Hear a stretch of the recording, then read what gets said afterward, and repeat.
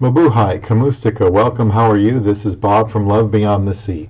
Be careful of extreme emotions in a long-distance relationship. Have you ever been involved in a long-distance relationship? I have, and it's a surreal and exciting situation. I committed to marrying my wife in the Philippines before I even met her in person. There are some things to keep in mind to not let your emotions get the best of you.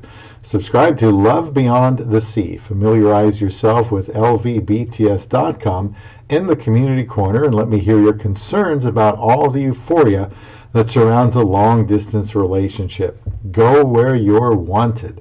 A long-distance relationship might be just what you need. Was I guilty of letting my emotions get the better of me? We've been married since 2015, so keep that in mind. What are some emotions involved with communicating with a woman from another state or even another country? I'm going to list a bunch and offer a solution. Keep watching, you'll see what I mean. These won't be in any particular order. Just going to scatter some out here, but I will start with love. Love. Now, I'll admit that it's going to play out over time, if love is really there or not. I had been alone for a very long time and was desperate to give and receive love. So to me, love is a choice, a decision to do what's best for the other person. I pledged that to my Amazing Aiza. Now I live it out. You might need to experience this to relate to what I'm saying. Again, please leave comments. This isn't something people like to talk about. We'd rather ride the high of emotions instead of be introspective. The solution is to talk to others you trust who might be able to help you slow down your emotions. It also helps to remind yourself what love really is. It's a decision, a choice to bless someone else, something you do whether you feel like it or not. One day, if you marry this person, you will need to do a lot of that. I think it is reasonable that one will experience the emotion of being in love a little more than the other person, which can lead to doubt. You might question if the other person's love matches yours. And this is less of a problem when your focus is on being good to the other person. Doubting if the other person's love matches yours could cause you to have second thoughts about the relationship. You might even doubt yourself for being so enamored with a woman, far away that you may not have met in person yet. Experiencing doubt can stall the relationship. Now, I'm telling you from experience, and you know from watching shows like 90 Day Fiance, that conversing and relating to someone from the other side of the world is exhilarating, captivating, and an out-of-the-ordinary experience. This can cause eventual doubt about the validity of the relationship. The solution is, again, to share your experiences, to confide in a trustworthy person who knows you enough to help cool your jets if you're getting too emotionally involved too quickly. I talked my relationship over with my pastor at church to make sure I wasn't getting too far ahead of myself, even though we got married in only 54 days. I was sure I would commit to my wife, but I still needed some direction.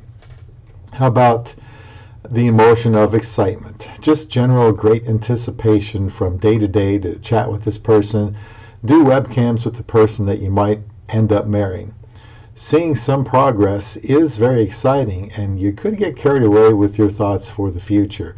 The solution is to try to enjoy it day by day. Don't be afraid to share your thoughts, feelings, beliefs, and experiences with a trusted advisor or friend.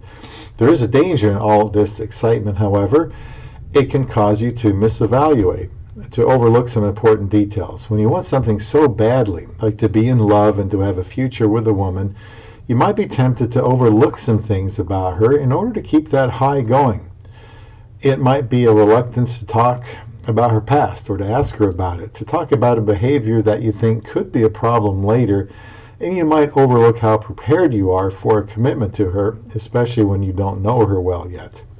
What about jealousy, possessiveness? When you want something so bad, maybe like my situation, you've been alone a long time, finally, seemingly having someone to chat with and meet with regularly can cause a feeling of possessiveness because you don't want to lose this person. You might feel that they're the only person on earth that you could marry. You better not let them get away or let someone else intrude and take her away. You might start to feel like this person belongs to you after you made the effort to reach them from so far away and you have something going.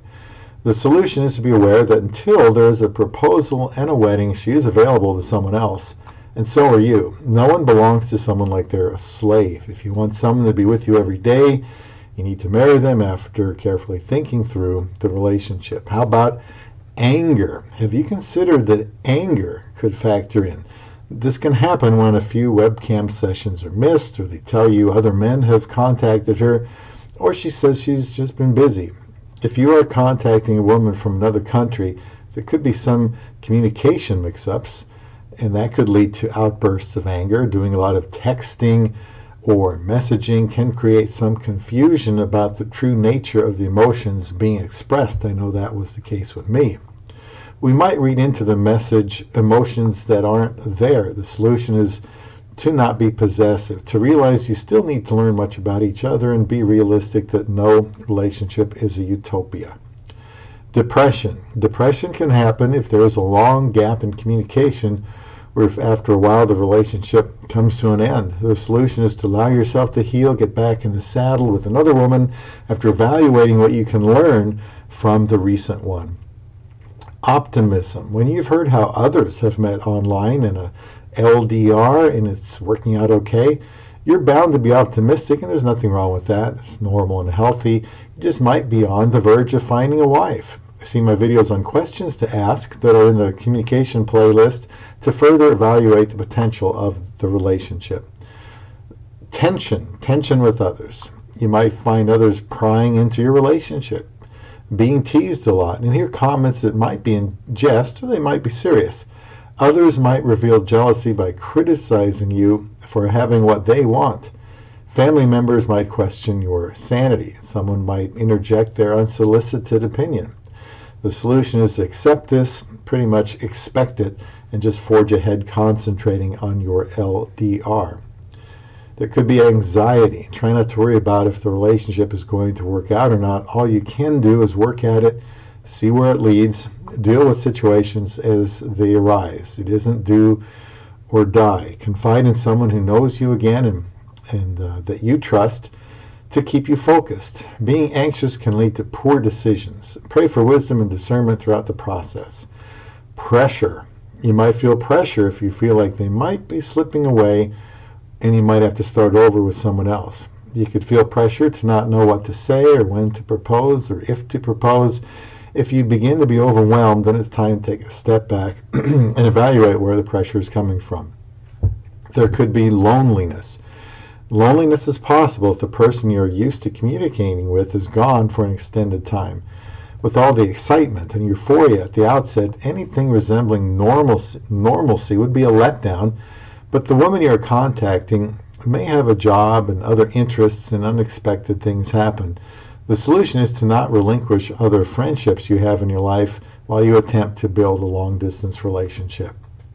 I can see emotions reaching very high levels in an LDR. On top of all I've mentioned, there is the ongoing issue of trust. Do you trust her?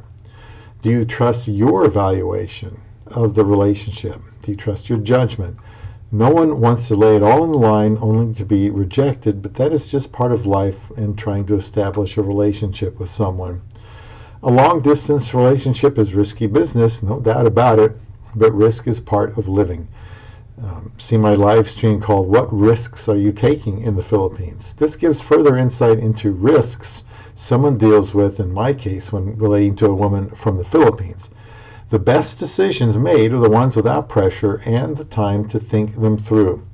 Before you outlay a lot of money and plane flights, get yourself worked up, keep your emotions in check. You need to stay as balanced as you can when looking for love beyond the sea.